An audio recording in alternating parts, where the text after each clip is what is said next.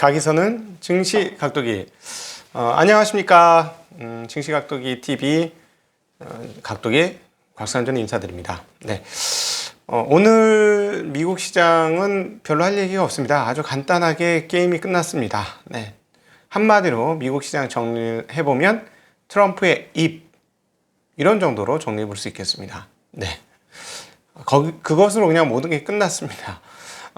장 분위기는 매우 좋았고요. 어제 말씀드렸던 대로 어제가 상당한 맥점이었던 것은 맞는 것 같아요. 시장 분위기가 많이 달라졌다는 게, 저는 미국의 여론조사나 이런 것으로 시장을 읽지 않습니다.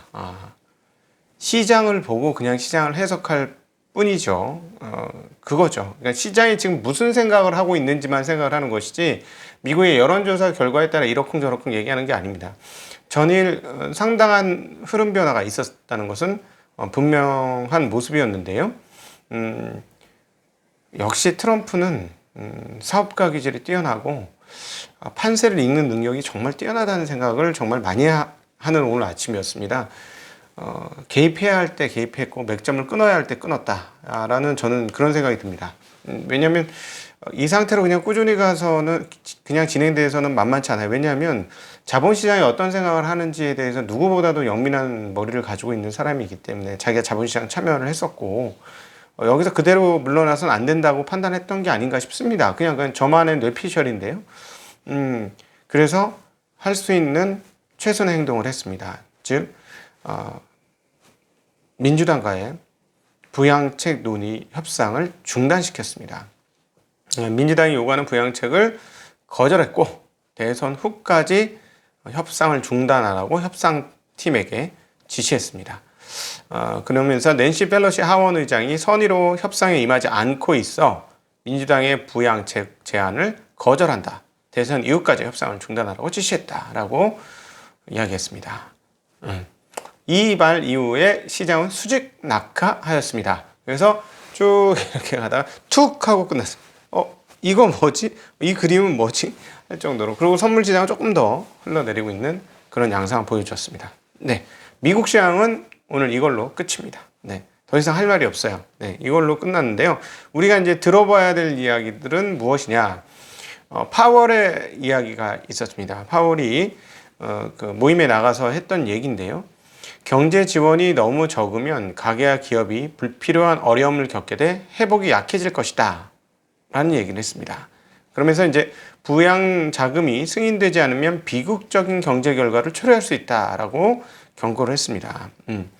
그러면서 이제 지난 3월 미국 정부의 초대형 경기 부양 패키지가 없었다면 더 극심한 경제 불황이 닥쳤을 것이다 라는 얘기했습니다. 개인적으로 저도 이거 전적으로 동감하는 내용입니다. 그리고 지금 현재의 경제 상황에 대해서는 이렇게 얘기하고 있습니다. 회복은 예상보다 빨랐지만 전망은 여전히 매우 불확실하다며 회복에 대한 노력을 회복을 위한 노력이 완성되기까지는 아직 멀었다라고 이야기했습니다. 이 부분도 충분히 동의가 되는 내용입니다. 파월 의장은 다시 한번 공을 의회에 넘겨준 거죠.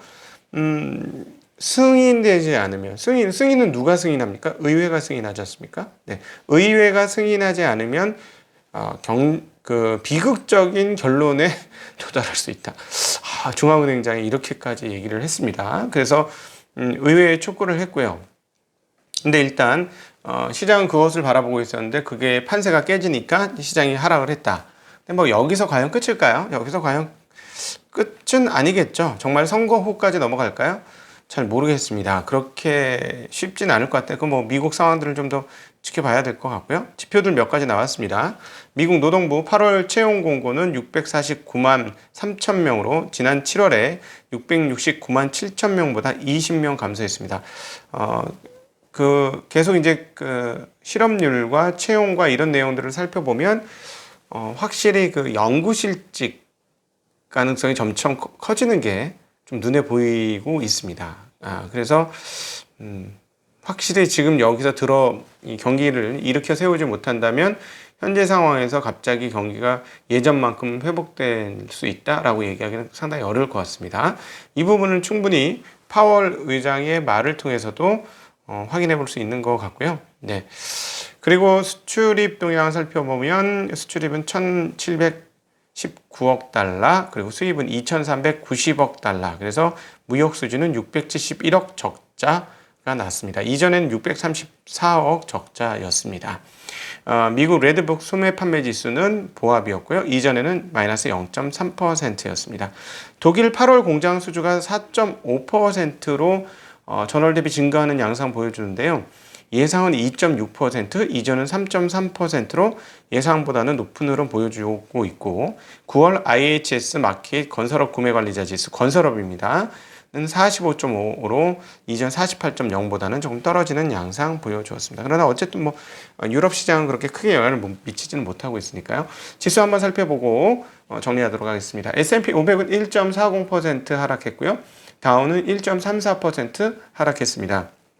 나스닥은 1.57% 하락했고 러셀 2000은 0.09% 오히려 상승하면서 마감을 했습니다. 차트들 다 보시면 아시겠습니다만 잘 가다가 막판에 한 방에 떨어졌습니다. 모두 한 방에 떨어져서 충격을 받았고요. 그 다음 독일은 0.6% 상승, 영국은 0.12% 상승, 프랑스는 0.48% 상승, 유로스탁스는 0.41% 상승을 했습니다. 자, 그러면 맥점을 건드렸다라는 표현을 드린 게 어제장, 저는 이제 뭐 한국 시장이 저 입장에서는 더 눈에 띄는 거니까 어제장에서 가장 눈에 띄는 것들은 그런 부양책이 앞으로 점점 커질 것이고 시장은 어떻게 해석했냐면 이제 민주당이 갈 것 같고 그러면 이제 부양책이 어마어마해질 테니 달러는 약세가 될 거야 라는 게 어제 흐름의 핵심적인 모습이었습니다.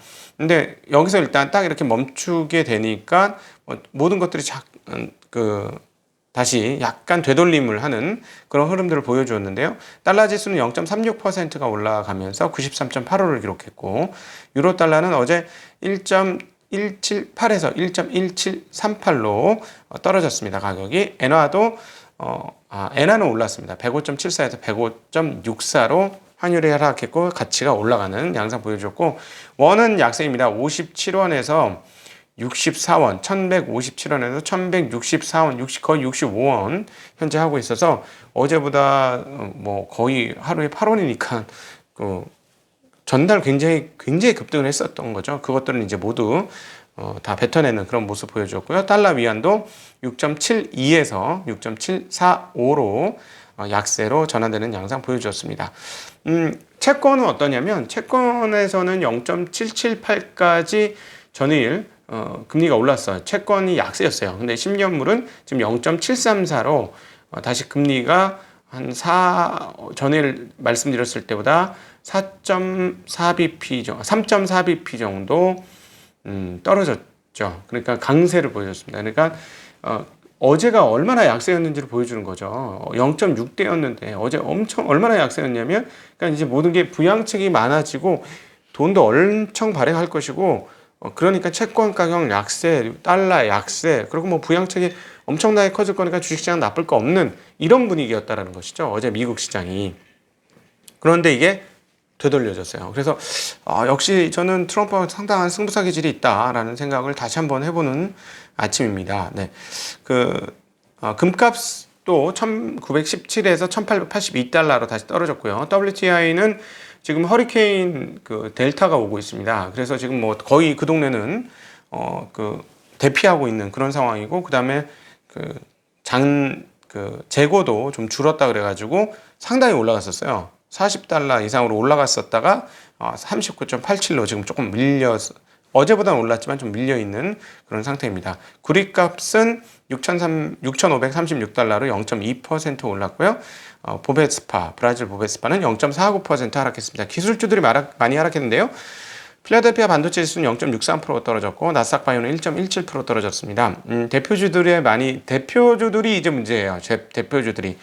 대표주들은 사실은 뭐 대선이 끝나지 않은 위험이 넘어가더라도 더 큰 산이 기다리고 있습니다. 뭐냐면 민주당에서 독점 이야기를 지금 자꾸 하고 있어요. 독점 이야기를 그러면서 아마존 분할해야 되지 않느냐 뭐 이런 이야기가 나오고 있습니다. 애플은 2.87% 떨어졌고요. 아마존 3.1, 마이크로소프트 2.1, 구글 2.1, 페이스북 2.2% 떨어졌습니다. 그래서 빅테크, 빅5들이 모두 이렇게 2%대 이상의 하락을 보여주었다는 건, 이 부분은, 이 기업들한테는 굉장히 큰 악재다. 그리고 민주당이 그동안에 했던 얘기로 봐서는 이 얘기는 분명히 나올 것 같다라는 것들 예상하면서 시장에서 지금 하락했다. 라고 보시면 되겠습니다. 그래서 이제 더 하락폭이 크게 나온 거고요.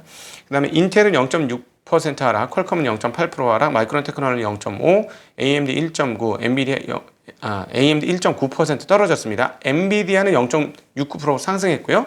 테슬라는 2.7 하락, 넷플릭스 2.8% 하락, 웰스파고 1.1 하락, 버크셔 0.9 하락, 어제 알리바바는 1.43% 오르면서 마감이 되었습니다. 네. 그래서 하여튼 이 부분이 하원에서 얘기가 나왔기 때문에 계속 시장을 짓누르는, 그래서 이제 미국 같은 경우는 지수는 만만치 않아요. 왜냐면 빅5들이 이렇게 흔들려 버리면 지수들 만만치 않잖아요. 그래서 오늘 그런 모습 보여줬는데 과연 이것들이 어떻게 진행될지, 지수와 빅테크 기업들에게 있어서는 가장 중요한 뉴스 중에 하나가 떴다. 이렇게 보셔야 될 것 같습니다. 네. 이런 정도로 미국 시장 마감 정리해 드리고요. 그럼에도 불구하고 지금 원화가 그러면 약세냐, 최근에 들어와서, 올해 들어와서 가장 강세였다 살짝 밀린 거니까 대체적으로 원화는 강세라고 볼 수 있겠고요. 그 다음에 미국에서는 지금 한 번에 이슈가 터졌지만 어떤 생각을 하느냐에 따라서 외국인의 스탠스가 달라질 수 있어요. 한국은. 근데 달라지고 있죠. 이 부분이 굉장히 중요하다고 저는 개인적으로 생각합니다. 그동안에 시장을 떠났던 외국인들이 시장에 들어올 수 있는 환경이 만들어졌고요. 안 들어오던 외국인들이 시장에 들어오게 될 때 과연 어떻게 될 건가, 또 아주 재미난 대목이 되겠습니다. 그래서 한국 시장은 뭐 여전히 흥미진진한 흐름들이 연출되지 않겠는가 하는 생각이 들고요. 미국 시장 영향은 조금 받겠죠. 네, 그럴 것 같습니다. 네, 이상으로 오늘 미국 시장 마감 간단하게 정리해드리겠습니다. 우리 트럼프 형 덕분에 모든 게 이제 간단하게 정리가 됐어요. 뭐 특별히 설명할 게 없어. 내용이 그냥 아주 간단하게 정리돼서 너무 감사한 아침입니다. 자, 오늘 하루도 파이팅 하시고요. 건강하고 즐겁게 보내시는 하루 되시기를 빌겠습니다. 그럼 인사드리겠습니다. 안녕.